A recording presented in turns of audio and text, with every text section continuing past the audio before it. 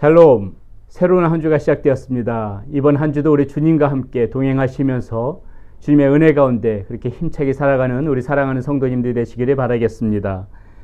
오늘 우리 함께 나눌 말씀 마태복음 9장 1절에서부터 13절까지 말씀 함께 살펴봅니다.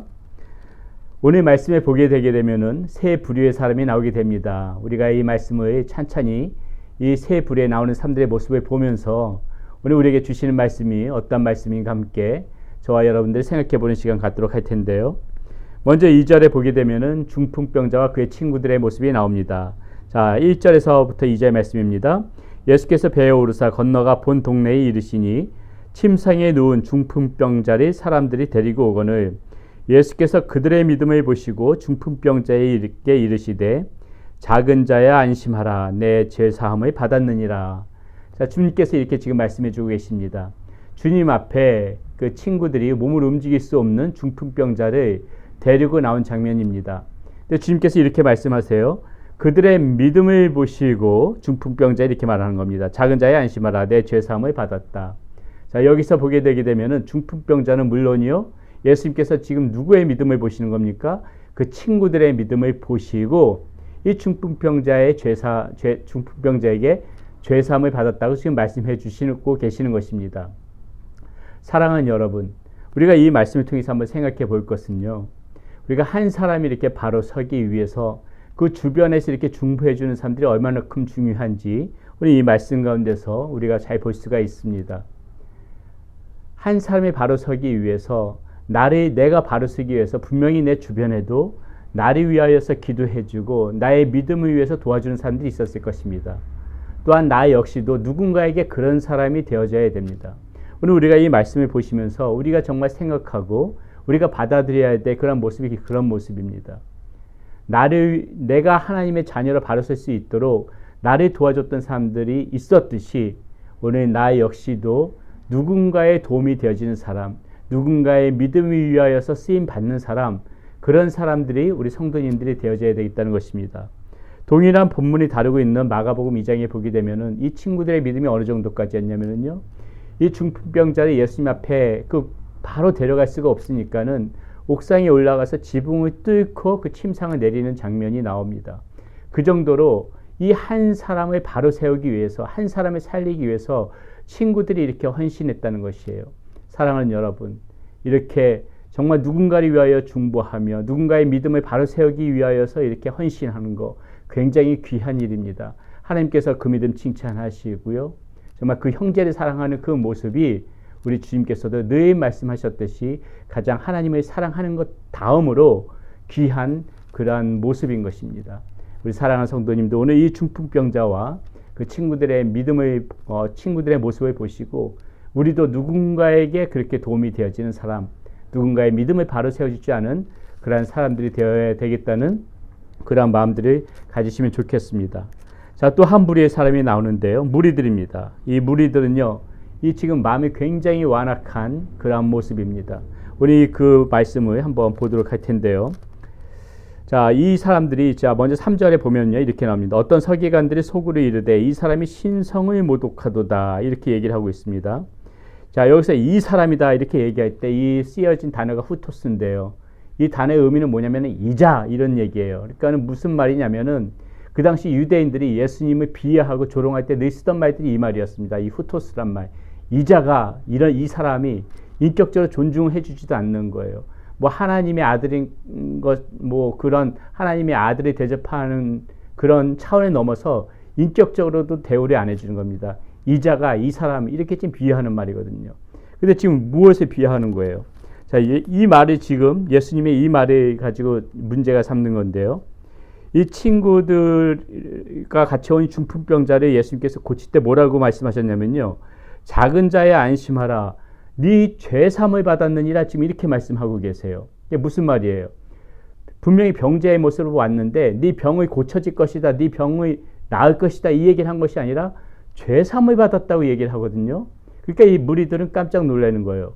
왜요? 이 죄 사함의 권능은 누구에게만 있다고 생각했기 때문에 하나님 앞에만 있다고 생각했었기 때문에 이 예수님이 네 죄 사함을 받았다 이렇게 얘기하니까는 이들의 눈에는 그것이 굉장히 괘씸하게 들렸던 것이죠. 인정할 수가 없었으니까 하나님의 아들이라는 것을.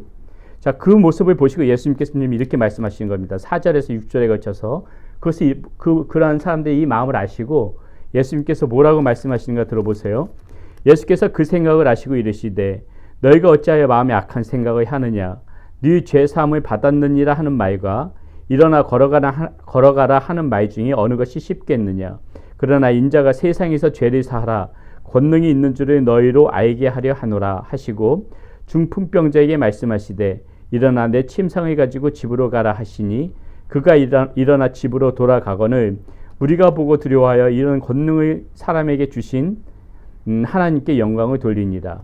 자, 예수님께서 이들의 마음을 아시고 이렇게 지금 말씀하시는 거예요. 내 죄사함을 받았느니라 하는 말과 일어나 걸어가라 하는 말 중에 어느 것이 쉽겠느냐. 그러나 인자가 세상에서 죄를 사하는 권능이 있는 줄을 너희로 알게 하려 하기 때문에 내가 지금 이 사람에게 죄사함을 받았다. 그렇게 얘기한 것이다. 무슨 말입니까? 예수님께서 나는 하나님의 권능을 가지고 있는 하나님이라는 것을 이 사람들에게 선포하는 거예요.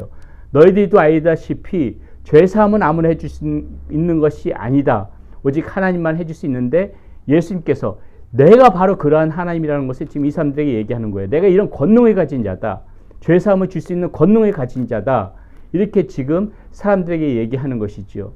예, 사람들이 근데 그 예수님의 그런 모습을 바라보고 지금 뭐라고 생각합니까? 8절에 보니까는 무리가 보고 두려워하여 이런 권능을 사람에게 주신 하나님께 영광을 돌리니라. 마치 대단한 믿음인 것 같은데 하나님께 영광을 돌릴 수 있어도 이 예수님을 하나님을 인정하지 않는 거예요. 이런 권능을 이 사람에게 주신 그 하나님께 영광을 돌리는 것이지 이 분이 하나님이시라는 것을 절대로 받아들이지 못하겠다는 것이에요. 그만큼 이 사람들의 마음이 지금 이 무리들의 마음이 완악한 겁니다. 사랑하는 여러분, 우리가 이 말씀을 통해서 생각해 봐야 될 것이요. 우리가 정말 이 하나님의 말씀을 보면서 혹시라도 우리의 마음 가운데에 그 말씀을 믿음으로 받아들이지 못하는 완악한 마음이 내 마음 가운데 존재할 때가 없는지 우리는 그걸 항상 점검해 봐야 됩니다. 말씀에 순종하고 말씀을 우리가 마음밭에 잘 받아들여야 되는데 말씀을 읽으면서도 종종 내 생각과 내 경험과 내 지식에 비추어서 반한다 싶으면은 이 말씀을 받아들이지 못하고 완악한 내 고집대로 살아가고 있는 모습은 없는지, 정말 이 하나님의 말씀을 하나님의 말씀으로 받아들이지 못하고 내 생각이 먼저 앞서가고 있는 부분은 없는지, 그렇게 내 마음이 완악해지고 있는 부분은 없는지 우리는 이 말씀을 통해서 생각해 봐야 될 것 같습니다. 자, 마지막으로 한 사람만 더 봅니다. 마태입니다. 자, 9절 말씀해 보니까 이렇게 나오죠. 예수께서 그곳을 떠나 지나가시다가 마태라 하는 사람이 세관에 앉아 있는 것을 보시고 이르시되 나를 따르라 하시니 일어나 따르니라. 자, 예수님께서 마태에게 한마디만 했어요. 세관에 앉아 있는 마태에게 나를 따르라 이렇게 말했을 적에요. 이 마태가 바로 어떻게 합니까? 일어나 따르니라. 일어나 따르니라. 예, 사랑하는 여러분, 이 마태의 위대한 점이 이것입니다. 세리라는 직분이요, 그 유대 사람들에게는 조롱의 대상이고 비난의 대상이었지만은 결코 목시의 아들보다 낮은 계급이 아닙니다. 얼마든지 이 예수님을 주님으로 인정하는 마음이 없었으면, 마태에게 그런 주님으로 인정하는 마음이 없었으면 예수님을 따를 이유가 없지요. 하지만 마태는 이 세리라는 죄인된 신분을 가지고 있으면서도 예수님의 하나님의 아들 주님으로 받아들일 줄 아는 그 마음밭이 있었습니다. 그렇기 때문에 예수님께서 나를 따르라 했을 적에 자신의 모든 직업, 자신의 모든 생각들 다 내려놓고 즉시 순종해서 예수님을 따를 수가 있었던 것입니다. 사랑하는 여러분, 우리에게 필요한 자세가 이것입니다. 우리가 하나님의 자녀로 살기로 했으면 뒤를 돌아보면 안 되는 거예요.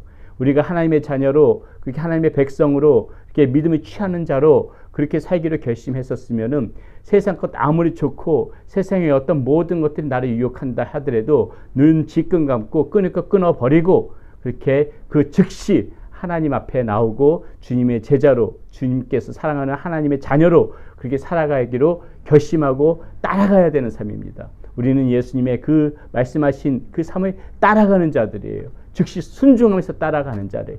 여기서 지금 나를 따르라 했을 적에 그 즉시 따르니라, 이 모습이 우리에게도 필요하다는 것이죠. 사랑하는 여러분, 오늘 말씀을 통하여서 우리가 세 부류의 사람들을 생각해 봤습니다.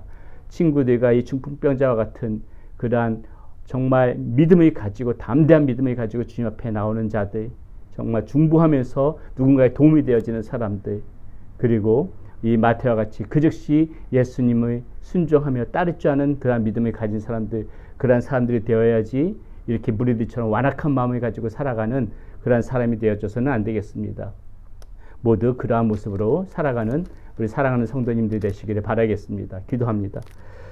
고맙고 감사하신 아버지 하나님, 오늘 말씀 가운데서도 우리가 어떤 모습으로 살아가야 될지 가르쳐 주셔서 감사합니다.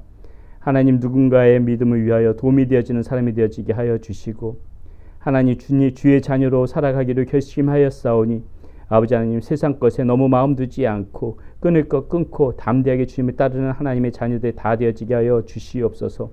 나의 마음이 완악하여져서 주님의 말씀을 들어도 거부하는 그런 못된 심성을 가진 사람이 아니라 하나님의 말씀 속에서 마음이 녹아져서 그 말씀을 기쁨으로 받아들일 줄 아는 우리의 모습 되어지게 하여 주시옵소서.